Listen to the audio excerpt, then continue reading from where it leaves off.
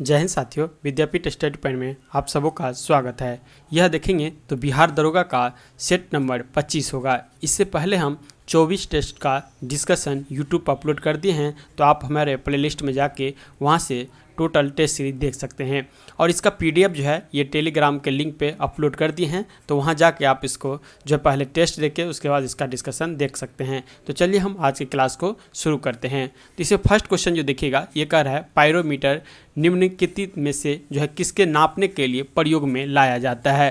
तो ये जानते हैं पायरोमीटर का जो प्रयोग होता है ये आपका उच्च तापमान को मापने के लिए हम पायरोमीटर का प्रयोग करते हैं। पायरोमीटर के ही प्रयोग से हम सूर्य के जो तापमान होता है उसको भी माप सकते हैं। अब आता है वायु दाब को मापने के लिए हम बायरोमीटर का प्रयोग करते हैं।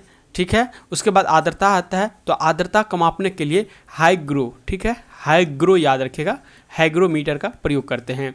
वहीं आता है भूकंप की तीव्रता, तो भूकंप की तीव्रता मापने के लिए हम रिक्टर स्केल का प्रयोग करते हैं। तो इस तरह से इसका आंसर जो देखेंगे तो उच्च तापमान होगा। और पायरोमीटर का कभी कभी हिंदी में जो आता है तो उसका आता है उत्तमा मापी द्वारा, जो है इसके द्वारा 800 डिग्री सी से लेकर के 4000 डिग्री सी तक के जो है ताप को मापा जाता है। तो ये चीज़ याद रखिएगा। नेक्स्ट आता है सेकंड नंबर क्वेश्चन देखेंगे तो निम्नलिखित ऊर्जा रूपांतरणों में से किसके द्वारा प्रकाश संश्लेषण की क्रिया संपादित होती है। तो प्रकाश संश्लेषण की जो प्रक्रिया संपादित होती है ये प्रकाश से रासायनिक ऊर्जा में जो होता है, यहाँ इसका आंसर ए हो जाएगा।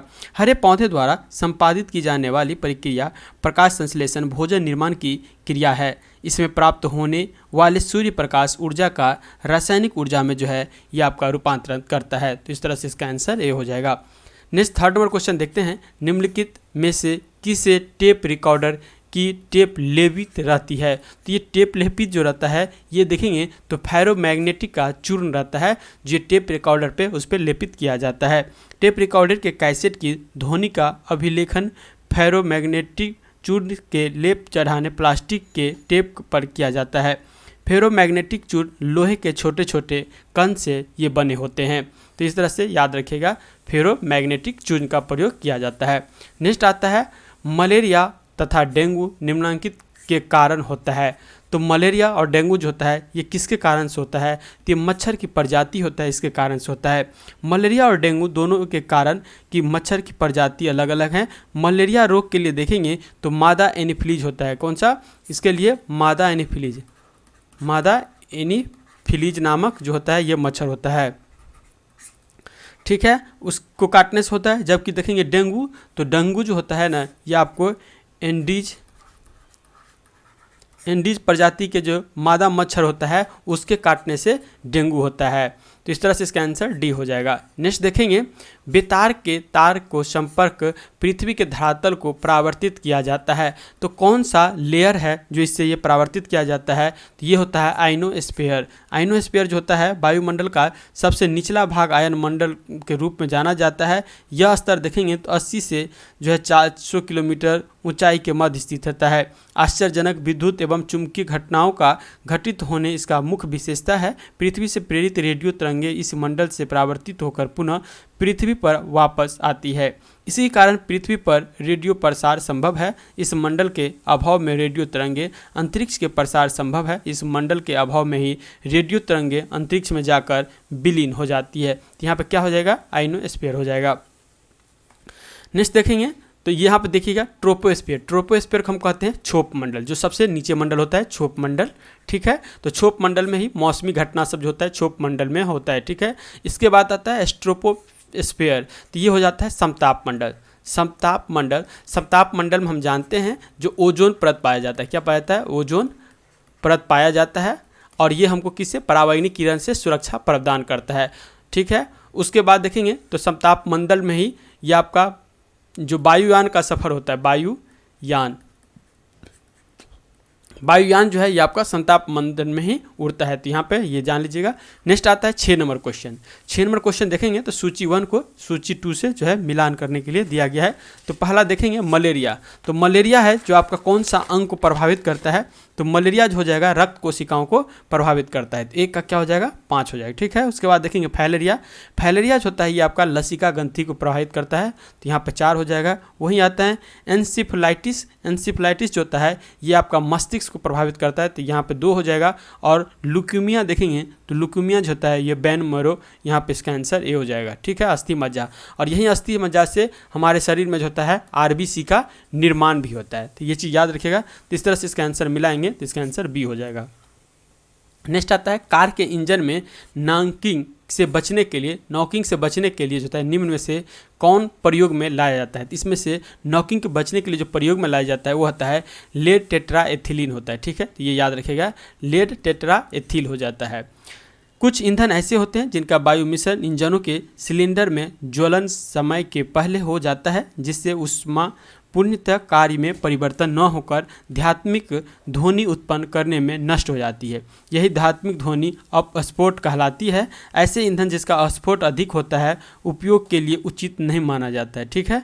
तो ये देखिएगा इसका प्रयोग किया जाता है। नेक्स्ट आता है कपिल मुनि द्वारा प्रतिपादित दर्शन जो है प्रणाली वो कौन सा है। तो कपिल मुनि ने शंख बजाया, क्या होता है कपिल मुनि के द्वारा शंख दर्शन दिया गया, ठीक है। पतंजलि के द्वारा क्या होता है योग दर्शन, पतंजलि योग दर्शन हो गया यह आपका पतंजलि के द्वारा।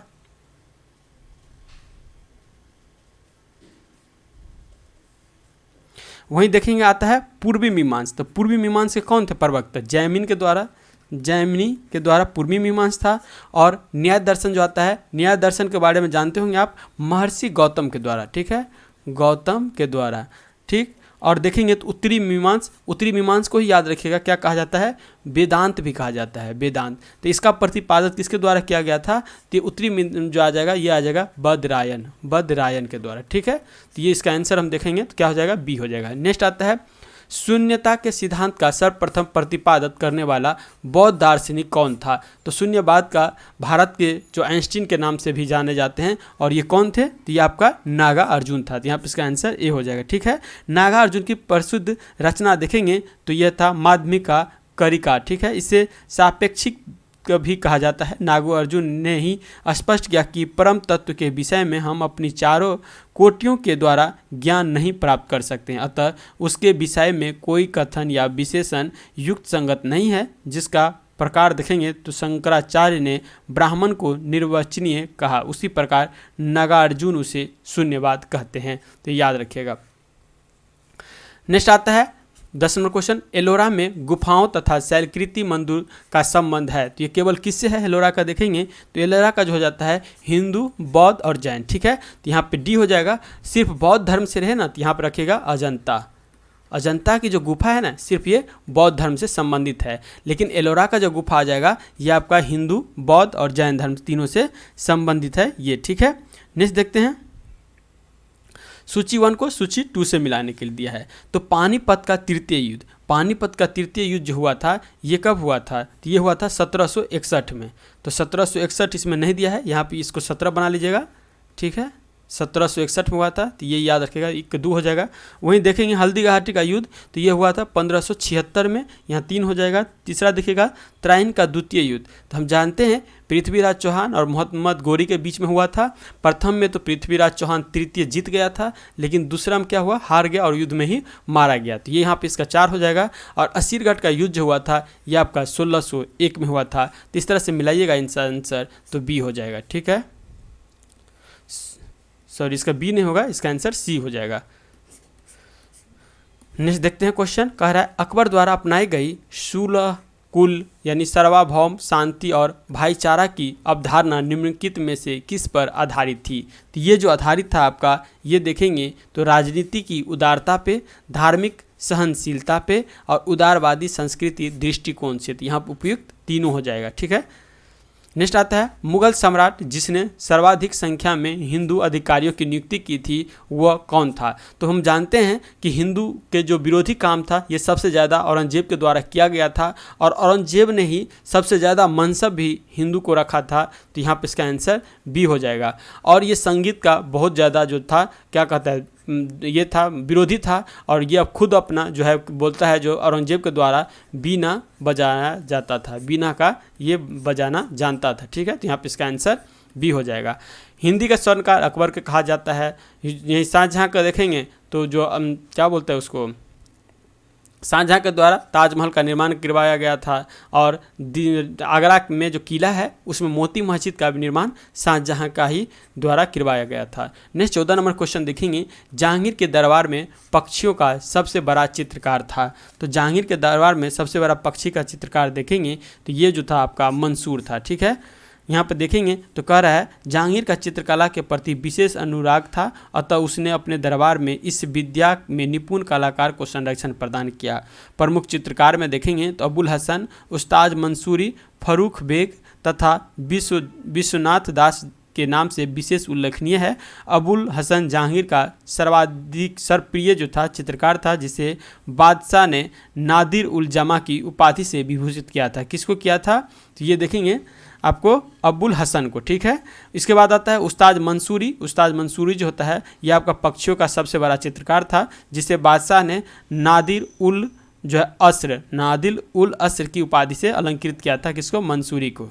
नेक्स्ट आता है कालिदास द्वारा रचित मालविका अग्निमित्र नाटक का नायक था। तो इस नाटक का नायक जो था यह आपका अग्निमित्र था। यहाँ पे इसका आंसर जो है सी हो जाएगा। ठीक है, गुप्त युगीन संस्कृति भाषा का श्रेष्ठ कवि और नाटककार महाकवि कालिदास ने कुल 7 ग्रंथों का प्रणयन किया था। प्रमुख नाटक में देखेंगे तो मालविका अग्निमित्र यह नायक शुंग वंशीय शासक अग्निमित्र है, जबकि उसको नायिका में मालविका रानी का सेविका बनाया गया है। वहीं याद रखिएगा कालिदास के और प्रमुख पुस्तकों में, तो कालिदास के प्रमुख पुस्तकों में देखिएगा तो एक है रघुवंशम। क्या है? रघुवंशम। एक बुक देखिएगा तो मेघदूत होगा। नेक्स्ट कुमार संभवम। एक आता है ऋतु संहार। तो ये कालिदास का प्रमुख बुक है। ठीक है, तो ये याद रखिएगा। नेक्स्ट आता है हेलियोडोरस का बेसनगर अभिलेख संदर्भित है। तो ये किससे संदर्भित है? तो ये आपको केवल वासुदेव से इसका संदर्भ है। तो यहाँ पे ये याद रखिएगा।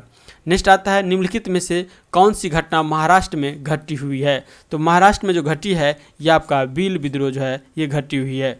भील जनजाति पश्चिम भारत के खान देश के रहने वाले जाति हैं। सन 1817 से 25 के दौरान देखेंगे तो बम्बई प्रेसिडेंसी में भू राजस्व बंदोबस्त के समय विद्रोह हुआ था। इसे भील विद्रोह के नाम से जाना जाता है। कोल विद्रोह छोटा नागपुर जो एरिया में हुआ था। वहीं संताल विद्रोह देखेंगे तो राजमहल के क्षेत्र में हुआ था। वहीं देखेंगे तो रमप्पा विद्रोह यह आपका आंध्र प्रदेश के क्षेत्र में हुआ था। ठीक है, आंध्र प्रदेश के क्षेत्र में हुआ था। संताल विद्रोह कहाँ हुआ था? तो संताल विद्रोह जो हुआ था राजमहल के क्षेत्र में। और कोल विद्रोह जो हुआ था यह आपका छोटा नागपुर पठार के नागपुर के क्षेत्र में, छोटा नागपुर पठार के क्षेत्र में हुआ था। नेक्स्ट क्वेश्चन आता है 18 नंबर देखिएगा। कह रहा है निम्नलिखित में से कौन स्वराज पार्टी के गठन से संबंधित थे? तो स्वराज पार्टी से जो गठन किए थे, गठन के समय में कब हुआ था?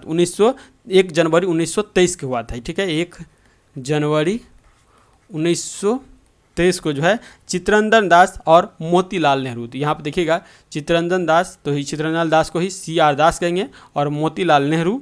तो इस तरह से इसका मिलाएंगे आंसर तो देखेंगे तो 2 और 4 हो जाएगा। यहाँ पे इसका आंसर डी हो जाएगा। नेक्स्ट आता है 1857 के बरेली विद्रोह का नेता कौन था? तो 1857 का जो विद्रोह हुआ था उसमें बरेली में खान बहादुर खां था और कुंवर सिंह जो देखेंगे ये आपके बिहार से लड़े थे, बाबू कुंवर सिंह, जो कि आरा में लड़े थे। नेक्स्ट आता है 20 नंबर क्वेश्चन, निम्नलिखित में से कौन जो एक है यह आपका सुमेलित नहीं है? इसमें से सुमेलित नहीं है, इसको चुनना है।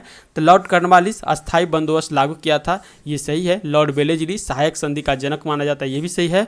डलहौजी के द्वारा जो है व्यक्तिगत सिद्धांत दिया गया, ये भी सही है। और लॉर्ड कॉनिन जो है उच्चतम निष्क्रियता का सिद्धांत दिया, ये यहाँ पे गलत है। तो यहाँ पे इसका आंसर डी हो जाएगा। ठीक है, देखेंगे तो उच्चतम निष्क्रियता का जो नीति था governor general Lord John Lawrence Lord John Lawrence के द्वारा संबोधित है। नीति अफगानिस्तान से संबंधित थी, अतः विकल्प में जो है ये आपका डी इसका आंसर हो जाएगा। नेक्स्ट क्वेश्चन देखिएगा, आनंद मठ उपन्यास की कथा वस्तु आधारित है। तो ये कथा वस्तु किसके आधारित है? तो सन्यासी विद्रोह हुआ था, और सन्यासी विद्रोह का ही चर्चा देखेंगे तो बंकिम चंद्र चटर्जी जो द्वारा आनंद मठ का जो बुक लिखा गया उसमें सन्यासी विद्रोह का जो चर्चा किया गया है। नेक्स्ट देखेंगे 22 नंबर क्वेश्चन, नील आंदोलन का जो जमकर समर्थन करने वाले हिंदू पैट्रियाट के संपादक थे। तो इसके संपादक कौन थे? तो हरीश चंद्र मुखर्जी जो थे इसके संपादक थे। नील आंदोलन जो हुआ था ये 1859 से 1860 की प्रथम शुरुआती सितंबर 1859 में बंगाल के नदिया जिले के गोविंदपुर गांव से हुआ था। इस आंदोलन की शुरुआत दिगंबर विश्वास एवं विष्णु विश्वास ने की थी। हिंदू पैट्रियाट के संपादक हरीश चंद्र मुखर्जी ने नील आंदोलन में काफ़ी काम किया और किसानों के शोषण, सरकारी अधिकारियों के पक्षपात और इसके विरुद्ध विभिन्न स्थानों पर चल रहे किसानों के संघर्ष के बारे में जो है उन्हें लगातार खबरें जो है अपनी बुक में, अपनी पत्रिका में छापते रहे। कौन? हरीशचंद्र मुखर्जी। नेक्स्ट आता है, स्वराज मेरा जमशीद अधिकार है, मैं इसे लेकर रहूँगा। यह कथन तिलक ने सर्वप्रथम भारतीय राष्ट्रीय कांग्रेस के निम्नलिखित अधिवेशन में व्यक्त किया। तो ये कौन सा अधिवेशन में व्यक्त किया था? तो लखनऊ अधिवेशन 1916 में हुआ था। इसमें ही ये जो है अपना नारा दिए थे। ठीक है, बाल गंगाधर तिलक ने 1856 से 1920 तक रहे थे। भारतीय स्वाधीनता आंदोलन के समय राष्ट्रीय कांग्रेस के उग्र विचारधारा के पक्ष का नेतृत्व प्रदान करते थे। तिलक ब्रिटिश साम्राज्य के संघर्षों का तीव्र करना चाहते थे। तिलक ने भारतीय राष्ट्रीय कांग्रेस के लखनऊ अधिवेशन 1916 अधिवेशन में कहा, स्वराज मेरा जमशीद अधिकार है और इसे मैं लेकर रहूँगा। लेकिन सबसे पहले ये चीज़ आता है, जो सबसे पहले स्वराज शब्द का प्रयोग किसके द्वारा किया गया था? तो याद रखिएगा, सबसे पहले जो स्वराज शब्द का प्रयोग किया गया था यह आपका दयानंद सरस्वती के द्वारा किया गया था। सरस्वती के द्वारा किया गया था। लेकिन यदि पूछे कांग्रेस के मत से सबसे पहले जो है स्वराज शब्द का प्रयोग कब किया गया, तो ये आपको जानना चाहिए 1906 के अधिवेशन में जो कलकत्ता में हुआ था, और इसके अध्यक्षता कौन किए थे? दादा भाई नौरोजी के द्वारा। ठीक है, दादा भाई नौरोजी के द्वारा किया गया था। तो यहाँ पे उसको कांग्रेस के मंच से पहली बार स्वराज शब्द का प्रयोग किया गया था। नेक्स्ट 24 नंबर क्वेश्चन देखेंगे, भारत के स्वतंत्रता आंदोलन के इतिहास में निम्नलिखित घटनाओं पर विचार कीजिए और नीचे दिए कूट का जो है सही से इसका प्रयोग करके बनाने के लिए बोल रहा है। तो असहयोग आंदोलन हम जानते हैं, इसमें सिर्फ ईस्वी से काम चलाएंगे तो हो जाएगा, क्योंकि असहयोग आंदोलन कब हुआ था? 1920 को। ठीक है, होम रूल आंदोलन कब हुआ था? तो होम रूल आंदोलन पूना में स्टार्ट किया था बाल गंगाधर तिलक के द्वारा, और मद्रास में एनी बेसेंट के द्वारा शुरू किया गया था, जो कि 1916 में किया गया था। वहीं देखेंगे तो भारत छोड़ो आंदोलन हम जानते हैं 9 अगस्त 1942 को भारत छोड़ो आंदोलन शुरू हुआ था। वहीं सविनय अवज्ञा आंदोलन, जब दांडी मार्च जो दांडी पहुंच जाता है तो वहां नमक उठा करके नमक कानून जो है तोड़ता है, वो कौन कब तोड़ता है? तो 6 अप्रैल 1930 को। तो यहाँ पर मिलाएंगे तो इसका आंसर जो होगा 24 का ये हो जाएगा आपका सी। नेक्स्ट क्वेश्चन देखते हैं, अन्य राज्यवारों के भारत में विलय के बाद भी किन 3 राज्यों ने भारत में शामिल होना जो है विलंबित किया था?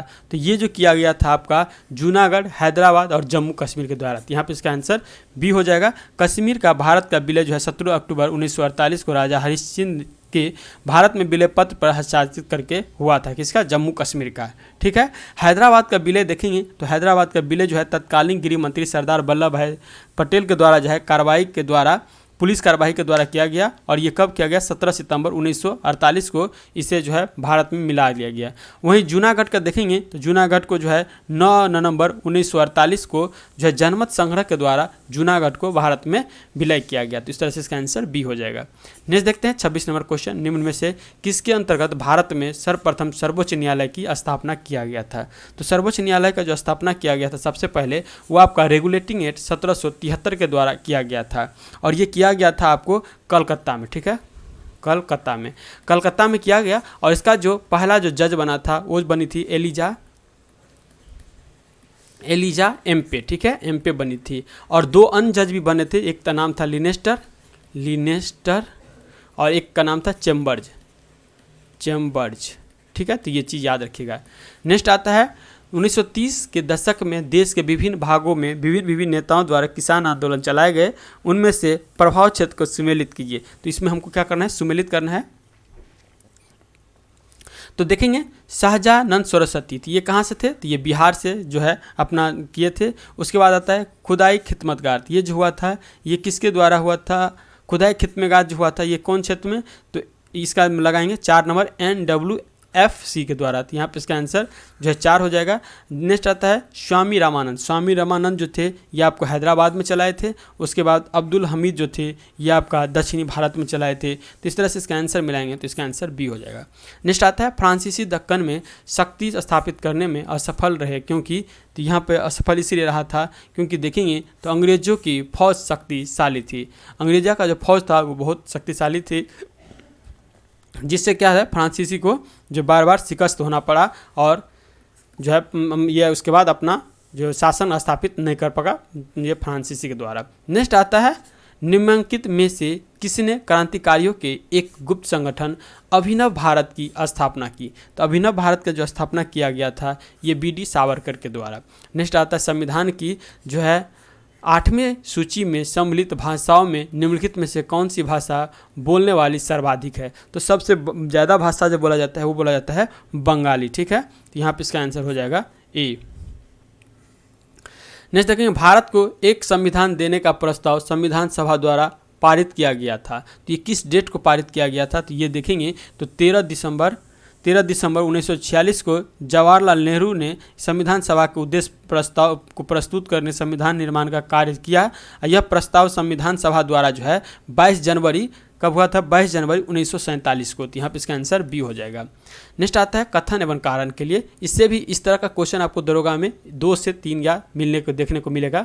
भारत में संघवादित व्यवहारिका नहीं है। तो भारत में क्या नहीं है, संघवादित व्यवहारिका नहीं है। तो ये तो गलत है क्योंकि संघवादित व्यवहारिका है। भारत एक संघीय राज्य नहीं है। भारत एक संघीय राज्य नहीं है, ये गलत है क्योंकि भारत जो है ना राज्यों का संघ है। क्या है, राज्यों का संघ है। संघ है किस में है, अनुच्छेद 1 के अनुसार, 1 के अनुसार। ठीक है, राज्यों का संघ है। तो यहाँ पे इसका आंसर एक गलत है और जो आर है ये सही है। तो यहीं पे इंग्लिश में भी हम कह सकते हैं इसको यूनियन ऑफ स्टेट्स हो जाता है राज्यों का संघ। नेक्स्ट आता है निम्नलिखित राज्यों में से अनुसूचित जनजाति के लिए लोकसभा में स्थगन आरक्षित नहीं है। तो ये कहाँ नहीं है, तो ये देखेंगे तो आपका केरल तमिलनाडु ये दोनों जगह नहीं है। वहीं देखेंगे तो कर्नाटक केरल यहाँ तो ये सेम, ये कर्नाटक में भी नहीं है और ये मिलाएंगे तो सेम हो जाएगा, यहाँ पे उपयुक्त डी हो जाएगा, यानी किसी में नहीं है। नेक्स्ट देखेंगे, नेक्स्ट आता है निम्नलिखित में से कौन संविधान के 42वें संशोधन द्वारा नीति निर्देशक तत्व में नहीं जोड़ा गया। तो नीति निर्देशक तत्व में इसमें से जो है कौन नहीं जोड़ा गया, तो ये देखेंगे शोषण से बच्चों एवं वयस्कों की सुरक्षा ये जोड़ा गया है। समान न्याय तथा निःशुल्क कानूनी सहायता ये भी जोड़ा गया है। समान आचार संहिता ये है आपका नहीं जोड़ा गया है। जबकि उद्योग के प्रबंधन में श्रमिकों की भागीदारी ये जोड़ा गया है। तो यहाँ पे इसका आंसर जो हो जाएगा सी हो जाएगा। अनुच्छेद 44 जो है समान नागरिक संहिता के विषय में प्रावधान है जो संविधान के मूल प्रवर्तक के समय से ही विद्यमान है। ठीक है, तो ये आपका किस में है, आर्टिकल अनुच्छेद 44 में इसकी चर्चा किया गया है और ये मूल संविधान से ही इसमें है, इसमें संशोधन करके नहीं जोड़ा गया है। नेक्स्ट आता है राज्यसभा के गठन के में प्रतिभा अनुभव एवं सेवाओं को प्रतिनिधित्व देने में भारतीय संविधान निर्माता निम्नलिखित उदाहरण से प्रभावित हुए थे। तो किससे उदाहरण से प्रभावित हुए थे, तो ये देखेंगे तो आयरिश गणतंत्र से। ठीक है, तो ये यहाँ पे इसका आंसर ए हो जाएगा।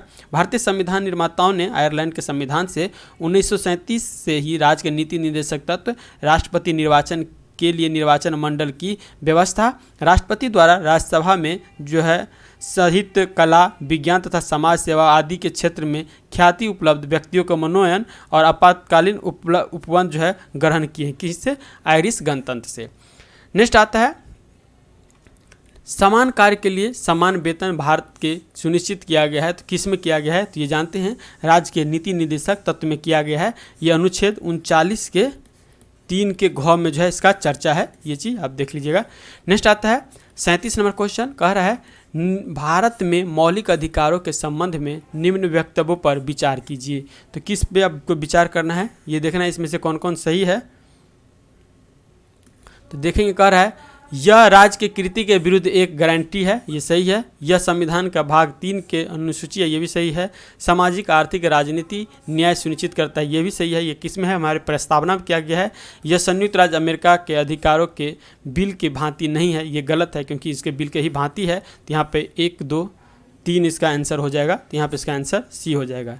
नेक्स्ट आता है भारतीय संविधान के अनुच्छेद 344 के तहत प्रथम राजकीय भाषा आयोग का गठन हुआ था। तो ये कब गठन हुआ था, तो ये देखेंगे 1955 में बीजी खेर की अध्यक्षता में इसका गठन किया गया था। तो इसका आंसर बी हो जाएगा। नेक्स्ट क्वेश्चन देखेंगे 39 नंबर जो है, भारत में न्यायिक पुनर्विवेचन की संकल्पना निम्नलिखित देशों के संविधान से ली गई है। तो ये आपको किन देश के संविधान से लिया गया है, तो ये संयुक्त राज्य अमेरिका के संविधान से लिया गया है। भारत में न्यायिक पुनर्विवेचन की संकल्पना संयुक्त राज्य अमेरिका के संविधान से ली गई है। अनुच्छेद 137 के अनुसार उच्चतम न्यायालय को संसद या विधानमंडलों द्वारा पारित किसी अधिनियम तथा कार्यपालिका द्वारा दिए गए किसी आदेश की वैधानिकता का पुनरीक्षण करने का अधिकार दिया गया है। नेक्स्ट आता है, निम्नलिखित में से किन्हें सर्वोच्च न्यायालय में मौलिक अधिकार के रूप में मान्यता दी गई है। तो मौलिक अधिकार के रूप में जो मान्यता दिया गया है, ये आवास का अधिकार यहाँ पे 1 हो जाएगा। विदेशी यात्रा का अधिकार ये भी हो जाएगा। जबकि समान कार्य के लिए समान वेतन यह भी ही पढ़े किस में है, राज्य के नीति निर्देशक तत्व के 39 के 3 के घ में इसका चर्चा है। तो यहाँ पे इसका आंसर ए नंबर हो जाएगा। नेक्स्ट आता है, निम्नलिखित में से कौन केंद्र सरकार के चालू खाते में जो है आय के स्रोत है। तो चालू खाते में आय का स्रोत देखेंगे तो ये आपका सरकार का हो जाएगा निगम कर, जो कि आपका डायरेक्ट टैक्स है और सबसे ज़्यादा इससे ही टैक्स इंक्लूड होता है। नेक्स्ट आता है वो देखेंगे सार्वजनिक प्रतिष्ठानों के प्राप्त का लाभ, ये नहीं होगा। यहाँ देखेंगे राष्ट्रीय बचत पत्रों का विक्रय ये होगा और यहाँ पे उत्पाद कर होगा, ये भी होगा। तो यहाँ पे 1, 3 और 5 हो जाएगा। तो यहाँ पे इसका आंसर जो लगाएंगे ये आपका डी हो जाएगा। नेक्स्ट क्वेश्चन देखते हैं, मुद्रा उन्मूलन का अर्थ होता है। तो मुद्रा उन्मूलन का अर्थ होता है जो अपने जो सामान होता है उसका वैल्यू गिरा देना और मुद्रा का रेट जो है बढ़ जाता है तो उससे घटा देते हैं, तो ये हो जाता है। तो ये देखेंगे अंतर्राष्ट्रीय व्यापार में प्रयुक्त प्रमुख मुद्राओं की तुलना में मूल्य को जो है गिरा देता है। ठीक है, तो यहाँ पे इसका आंसर ए हो जाएगा। नेक्स्ट 43 नंबर क्वेश्चन देखेंगे, निम्नलिखित में से कौन बैंक भारतीय बैंक के नियंत्रण में है। तो भारतीय बैंक के नियंत्रण में इसमें से कौन से बैंक हो जाएगा, तो आपका सेंट्रल बैंक ऑफ इंडिया हो जाएगा, जो कि आरबीआई के नियंत्रण में रहता है। नेक्स्ट देखेंगे, बागान कृषि से संबंधित निम्नलिखित कथनों पर विचार कीजिए और तथा नीचे दिए गए कूट का सही चयन कीजिए। तो इसमें से सही चयन करना है। तो देखेंगे अधिकांश उष्णकटिबंधीय बागान निचले मैदानी में अवस्थित होते हैं, ये सही है। उष्णकटिबंधीय बागान जो है समुद्री तट के किनारे झुंडों में पाए जाते हैं, ये भी सही है। अमेजन बेसिन में रबर की कृषि के लिए उत्तम भौतिक दशाएं पाई जाती है, परंतु कर्मकारियों के लिए नहीं, यह कर्म की कमी यहाँ पर गलत हो जाएगा। तो इसका आंसर हो जाएगा 1 और 2, क्योंकि देखिए रबर का जो पेड़ होता है ना ये आपका शीतोष्ण मैदान में पाया जाएगा। ठीक है, लेकिन जो है अमेजन नदी है ये आपको पड़ता है विषुवत रेखाई क्षेत्र में, और विषुवत रेखा क्षेत्र में हमेशा टेम्परेचर क्या रहता है, उच्च रहता है। तो यहाँ पे उष्णकटिबंधीय घास का मैदान पनपता है, तो इसीलिए रबर के लिए ये उपयुक्त नहीं होगा। नेक्स्ट आता है 45 नंबर क्वेश्चन देखेंगे। 45 नंबर क्वेश्चन कह रहा है सूची 1 को सूची 2 से मिलान करने के लिए। तो हम जानते हैं उत्तराखंड में कौन सा है, राजाजी राष्ट्रीय उद्यान जो है ये आपका उत्तराखंड में आ जाएगा। असम में जाएंगे तो असम में मानस हो जाएगा, काजीरंगा हो जाएगा और है टिब्रू सेखाई जो होगा ये भी असम हो जाएगा। उड़ीसा में देखेंगे, उड़ीसा में आपका सिमनीपाल हो जाएगा, और कर्नाटक में देखेंगे तो ये आपका बांदीपुर हो जाएगा। तो यहाँ पे इसका आंसर मिलाएंगे तो इसका आंसर हो जाएगा 2, 4, 3, 1 यानी बी नंबर आंसर हो जाएगा। नेक्स्ट क्वेश्चन देखते हैं 46 नंबर क्वेश्चन कह रहा है, निम्नलिखित में से संसार का वास्तविक व्यस्त महासागरीय मार्ग कौन सा है। तो सबसे ज़्यादा जो व्यवस्थित जो महासागरीय मार्ग है ये देखेंगे तो ये आपका उत्तरी अटलांटिक महासागर हो जाएगा। यहाँ पे इसका आंसर बी हो जाएगा। नेक्स्ट देखते हैं, निम्नलिखित में से किस में सुमेलित नहीं है। तो ये आपका देखेंगे ब्राज़ील धारा दक्षिणी अटलांटिक महासागर ये सुमेलित है। वहीं देखेंगे हम्बोल्ट की धारा उत्तरी प्रशांत महासागर ये गलत है। हम्बोल्ट की धारा जो हो जाएगा ना उत्तरी प्रशांत सागर नहीं होगा, बल्कि यह जो है दक्षिणी अमेरिका के पश्चिमी तट के पर देखेंगे तो दक्षिणी प्रशांत महासागर हो जाएगा। तो यहाँ पर दक्षिणी प्रशांत महासागर लगा लीजिएगा, ये यहाँ पर आंसर हो जाएगा। गल्फ स्ट्रीम उत्तरी अटलांटिक महासागर में सही है। अग्लुहास देखेंगे हिंद महासागर में, ये भी सही है। तो यहाँ पर इसका आंसर हो जाएगा। निम्नलिखित में से कौन नदी भ्रंश घाटी से बहती है। तो भ्रंश घाटी से जो बहती है है ये आपका बहती है डी राइन नदी। और देखेंगे तो भ्रंश घाटी से भारत में एक नर्मदा नदी जो है भ्रंश घाटी से बहती है। नेक्स्ट आता है अफ्रीका में निम्नलिखित देशों में से किस सघन उष्ण वन है तो कहाँ पाया जाता है ये आप देखेंगे तो ये आपको हो जाएगा आइवरी कोस्टा में, यहाँ पे इसका आंसर ए हो जाएगा। नेक्स्ट आता है मृदा विक्षालन बड़ी समस्या है तो मृदा विक्षालन ये एक बड़ी समस्या है तो ये आपका उष्णकटिबंधीय वर्षा वन प्रदेश में, तो यहाँ पे इसका आंसर ए हो जाएगा। नेक्स्ट आता है भारत में कोयला उत्पादन में छोटा नागपुर का योगदान है तो ये आपको कितना परसेंट लगभग देता है तो ये आपको लगभग 60% जो है ना छोटा नागपुर से ही हमको कोयला का उत्पादन होता है। और सबसे ज़्यादा कोयला का उत्पादन अभी भारत में देखेंगे तो ये आपका छत्तीसगढ़ में होता है। नेक्स्ट 52 नंबर क्वेश्चन देखेंगे निम्नलिखित में से किसका सुमेलित नहीं है तो इसमें से जो है एक का सुमेलित नहीं है तो ये देखेंगे तो बान राइन ठीक है, काहिरा नील नदी पे, न्यूयॉर्क जो है हडसन नदी पे, और बियाना जो देखेंगे ये आपका बोल्गा नदी पर नहीं है तो यहाँ पे इसका आंसर जो हो जाएगा डी हो जाएगा। ऑस्ट्रेलिया की राजधानी जो है ये आपका कहाँ हो गया, ऑस्ट्रिया की राजधानी वियना है और ये किस नदी पे होगा तो ये आपका डेन्यूब नदी पे जो है आपका वियना स्थित है, ठीक है। तो यहाँ पे याद रखिएगा। इस नदी के तट पर जो देखेंगे ना डेन्यूब नदी पे ही तट पे देखेंगे तो बुडापेस्ट हो जाएगा जो कि हंगरी का राजधानी है। और एक याद रखिएगा यूगोस्लोवाकिया जो कि इसका राजधानी कहाँ है बेलग्रेड हो जाएगा, ठीक है। तो ये भी वहीं पे स्थित है। नेक्स्ट आता है लावा मिट्टियों पाई जाती हैं तो लावा मिट्टी जो पाया जाता है ये मालवा के पठार में पाया जाता है तो यहाँ पे इसका आंसर सी हो जाएगा।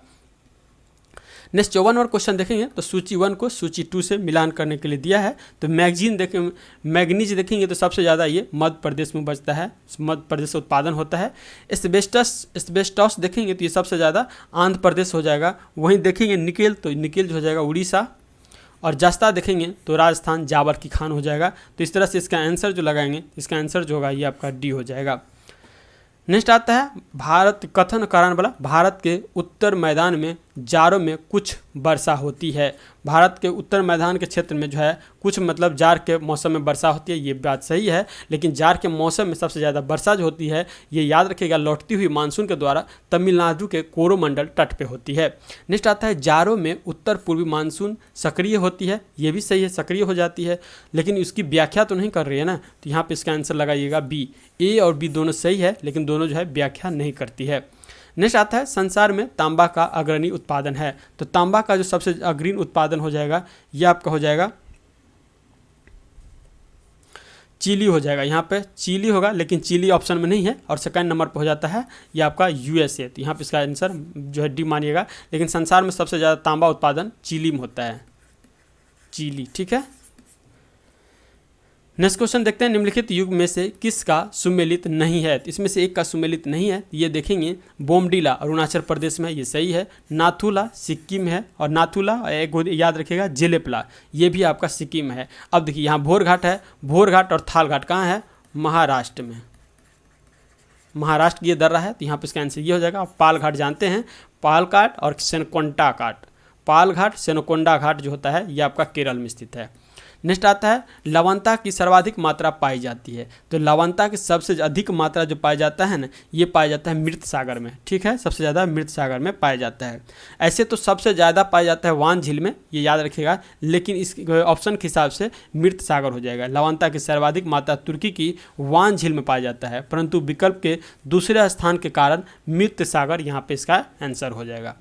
नेक्स्ट आता है भारत में शून्य के संप्रत्यय सहित दशमिक संख्यात्मक प्रणाली की खोज निम्नलिखित में से कौन से एक राजवंश के दौरान हुआ था तो ये जो हुआ था आपका गुप्त राजवंश के दौरान, इसका आंसर बी हो जाएगा।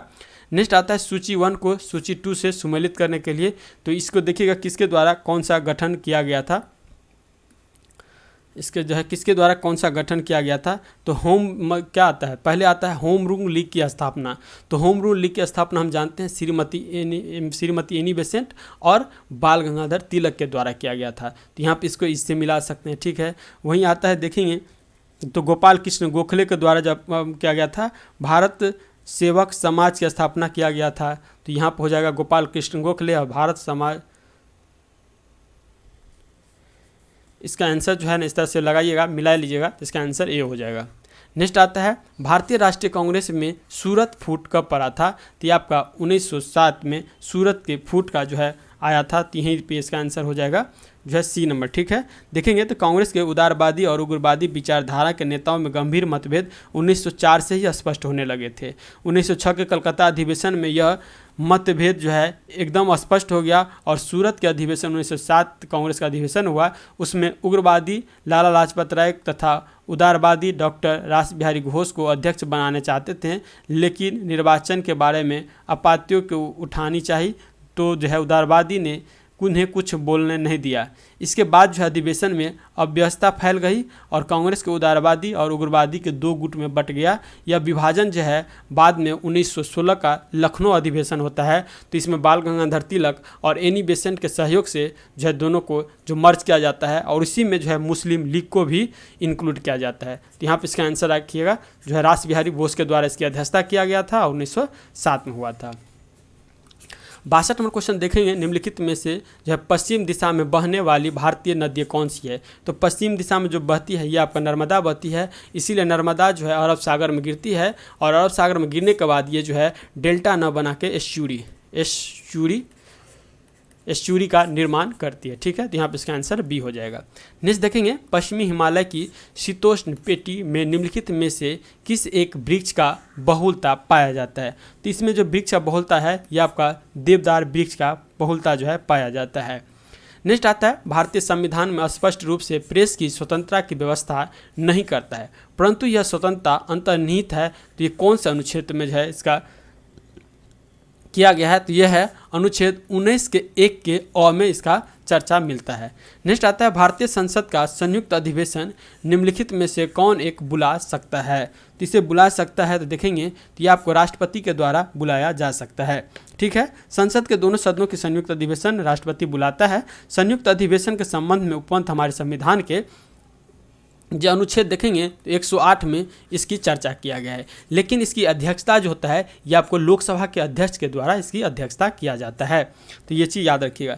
नेक्स्ट आता है 66वां क्वेश्चन देखेंगे, भारत में लोकसभा का जो स्पीकर अध्यक्ष होते हैं ये क्या होते हैं? मतलब चुनाव होते हैं या निर्वाचित होते हैं? तो ये नहीं होगा, क्योंकि लोकसभा का जो अध्यक्ष होता है ना उसको चयन किया जाता है किसके द्वारा? तो लोकसभा के सदस्य के द्वारा, जो वरिष्ठ सदस्य होते हैं उसको चयन किया जाता है। तो ये क्या हो जाएगा? चयनित किया जाता है लोकसभा के अध्यक्ष या स्पीकर को। नेक्स्ट आता है, निम्नलिखित में से कौन एक तिलहनी फसल है? तो तिलहनी फसल कौन सा है इसमें से? तो ये आपको बताना है। तो ये देखेंगे तो सूरजमुखी होगा, ये आपका तिलहनी में फसल में आ जाएगा। सूरजमुखी जो है ना कभी कभी आ जाएगा, तो ये आप क्या रखिएगा? तो खरीफ फसल का जो है सूरजमुखी उदाहरण है। ठीक है, नेक्स्ट आता है, इस समय भारत का सबसे बड़ा वस्त्र उद्योग केंद्र है। तो इस समय में सबसे बड़ा जो वस्त्र उद्योग केंद्र देखेंगे ये आपका अहमदाबाद है। अहमदानगर जो है देश का सर्वाधिक संख्या में 72 कारखानों जो है वहाँ पे कार्यरत हैं। मुंबई को वस्त्र की राजधानी कहा जाता है। यहाँ कारखानों की संख्या 63 है तथा उत्पादन सर्वाधिक जो होता है यह आपका महाराष्ट्र में होता है। सूरत भी वस्त्र उद्योग का केंद्र माना जाता है, लेकिन सबसे ज़्यादा याद रखेगा अहमदाबाद हो जाएगा। नेक्स्ट आता है, निम्नलिखित में से कौन सा एक गलों पर बृहत वृत्त नहीं है? तो इसमें से आपको बृहत वृत्त इसमें से कौन नहीं है तो ये बताना है। तो ये देखेंगे तो 60 डिग्री उत्तरी अक्षांश हो जाएगा, ये आपका बृहत वृत्त नहीं है। यहाँ पे इसका आंसर डी लगाइएगा।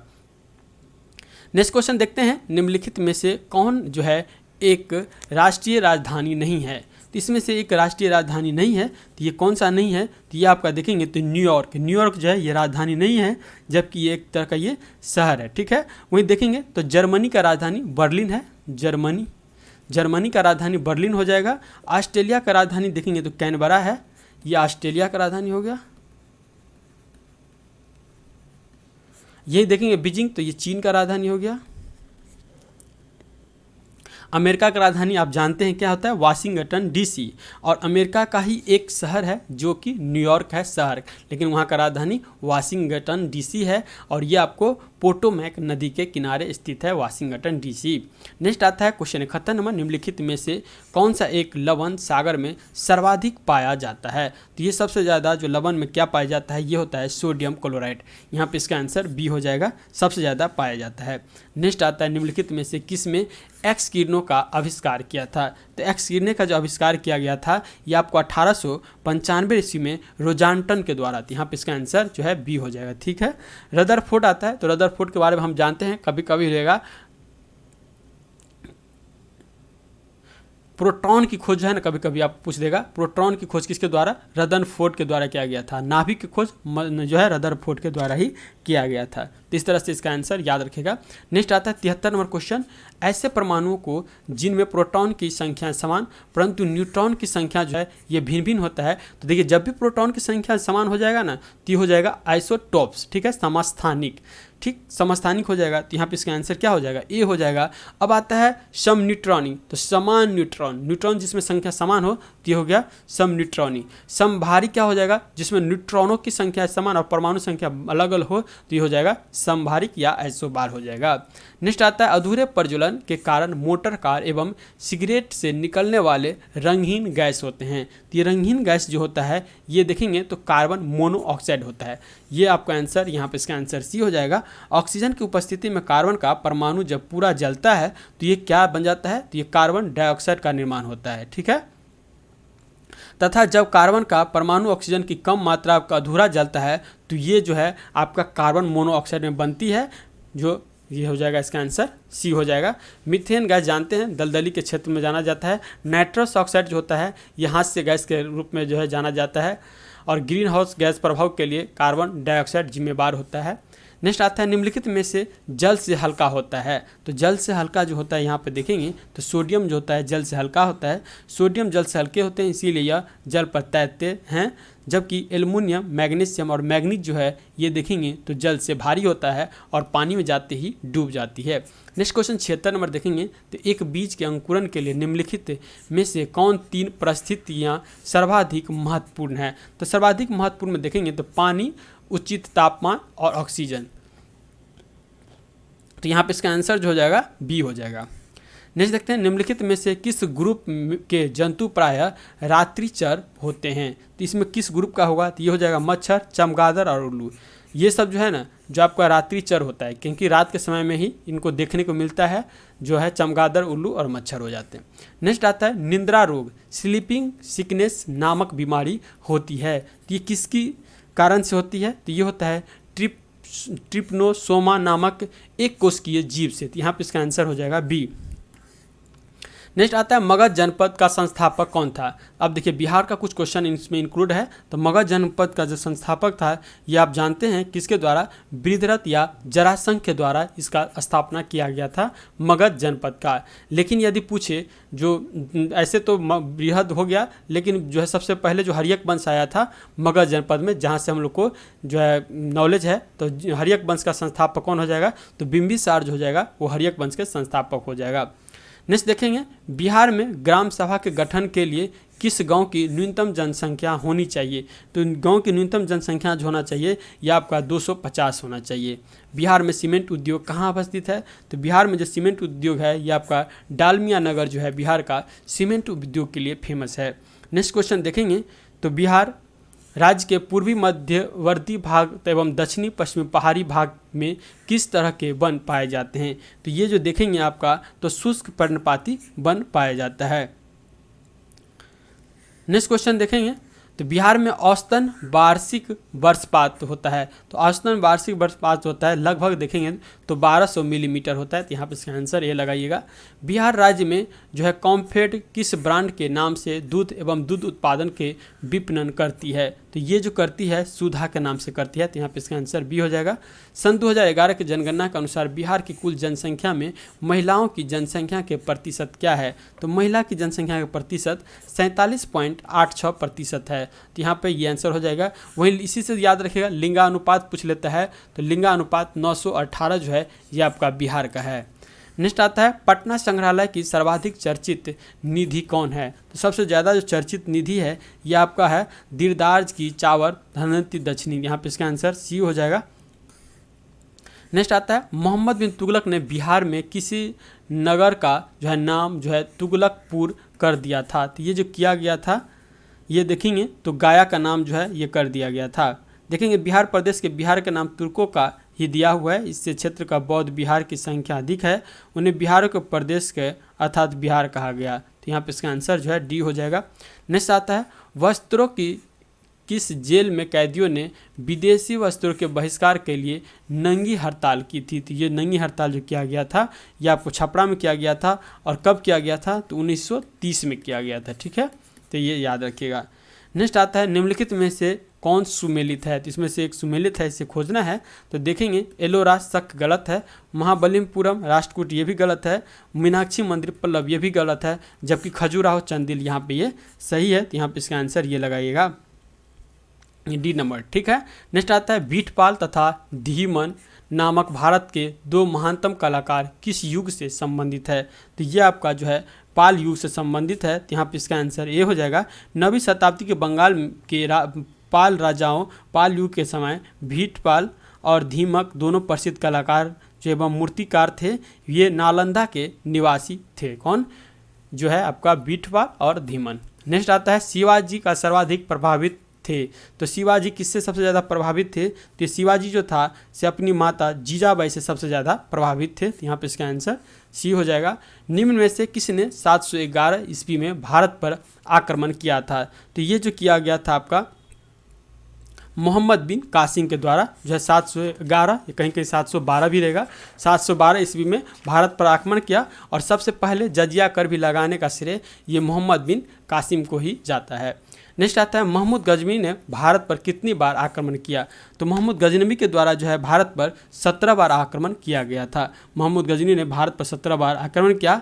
उसका जो है सबसे पहला आक्रमण 1000 ईस्वी में हुआ था, जिसमें यह कुछ सीमांत किले पर अधिकार करने में सफल रहा। उसके बाद उसने हिंदू शाही शासक जयपाल को परास्त किया, जिसे उसे महमूद के इतिहासकारों के ने ईश्वर का शत्रु लिखा। उसका जो अंतिम जो था ये अंतिम 17वां जो किया था ये आपका जो है 1027 ईस्वी में सिंध के जाटों के विरुद्ध के किया था। ये आपका 1027वां। ठीक है, नेक्स्ट आता है निम्नलिखित चित्रकारों में से किसे जहांगीर ने जो है नादिर उल जमा की पदवी से जो है संबोधित किया था। तो ये जो किया गया था अबुल हसन को किया गया था। तो यहाँ पे इसका आंसर जो है ए लगाइएगा। नेक्स्ट आता है पंजाब के विलय के पश्चात पंजाब पर शासन करने के लिए निम्नलिखित में से कौन 3 परिषद का सदस्य नहीं था। तो इसमें से कौन जो है 3 परिषद का सदस्य नहीं था। तो ये देखेंगे तो HM इलियट हो जाएगा। ठीक है, 1849 ईस्वी में लॉर्ड डलहौजी द्वारा पंजाब विलय के बाद इस पर शासन करने के लिए 3 सदस्यों का एक समिति का गठन किया। इस समिति में देखेंगे तो सर हेनरी लॉरेंस थे और जॉन लॉरेंस थे, रॉबर्ट मॉन्टगोमरी थी, जबकि आपका HM इलियट नहीं था इसमें। तो यहाँ पे इसका आंसर ए हो जाएगा। नेक्स्ट आता है 96 नंबर क्वेश्चन। निम्नलिखित समाज सुधारकों में से कौन संस्कृत भाषा में प्रवीणता के लिए माना जाता है। तो ये जो माना जाता है तो आपको देखेंगे तो दयानंद सरस्वती ये भी थे, ईश्वरचंद्र विद्यासागर भी थे, राजा राम मोहन राय भी थे। तो यहाँ पर उपयुक्त सभी हो जाएगा। 97 नंबर क्वेश्चन देखते हैं। लवण प्रभावित मृदाओं का सर्वाधिक क्षेत्रफल वाला राज्य कौन सा है। तो ये जो हो जाएगा गुजरात हो जाएगा, क्योंकि गुजरात के एरिया कच्छ का रण जो है ये आपका लवणी एरिया के लिए प्रसिद्ध है। नेक्स्ट क्वेश्चन देखे हैं। निम्नलिखित में से किस भारतीय राज्य में अनुसूचित जनजाति आबादी का संकेंद्रण सबसे अधिक है। तो ये सबसे अधिक जो देखेंगे ये आपका मध्य प्रदेश में है। मध्य प्रदेश के अनुसूचित जनजाति आबादी का संकेंद्रित सबसे अधिक है। इसके बाद देखेंगे तो असम आता है, बिहार और तब जो है उड़ीसा आता है। नेक्स्ट 99वां क्वेश्चन देखेंगे तो खासी गारो किस राज्य की भाषा है। तो हम जानते हैं गारो, खासी और एक जयंतिया। ये जो तीनों पहाड़ी है ना ये आपको जनजाति के नाम पे ही है और यहाँ पे जनजाति की अपनी भाषा भी है और ये मेघालय में स्थित है। यही खासी के पहाड़ी पे जो है मानसी राम है जहाँ पे जो है सबसे ज़्यादा वर्षा होती है। ठीक है, नेक्स्ट आता है निम्नलिखित में से कौन सा शहर जो है जो कर्क रेखा से निकटतम है। तो देखिए हमारे भारत से जो है कर्क रेखा गुजरती है और कर्क रेखा 8 राज्य से होकर गुजरती है। तो 8 राज्य में हम याद रखेंगे ट्रिक से गमछा झार मित्र पे। ठीक है, तो इसमें देखेंगे तो गुजरात होगा, राजस्थान आ जाएगा, मध्य प्रदेश आएगा, छत्तीसगढ़ आएगा, पश्चिम बंगाल आएगा, त्रिपुरा आएगा और एक जो होता है ये मिजोरम होता है। लेकिन यहाँ पे कह रहा है सबसे निकट जो शहर कौन होगा। तो सबसे निकट जो शहर होगा ये आपका यहाँ पे उज्जैन हो जाएगा। तो यहाँ पे इसका आंसर सी हो जाएगा। तो इस तरह से हम 100 क्वेश्चन का GK and GS plus Bihar Bihar का टेस्ट डिस्कशन का जो है कंप्लीट किए। मिलते हैं नेक्स्ट वीडियो में। प्लीज़ चैनल को सब्सक्राइब नहीं किए हैं तो चैनल को सब्सक्राइब कर लीजिए, और हमारे पिछले 24 जो है प्रैक्टिस सेट का PDF टेलीग्राम पर अपलोड कर दिए हैं, तो वहाँ से जाके आप इसका टेस्ट का जो है PDF डाउनलोड करके टेस्ट दे सकते हैं। ठीक है, मिलते हैं नेक्स्ट वीडियो में, तब तक के लिए जय हिंद जय भारत।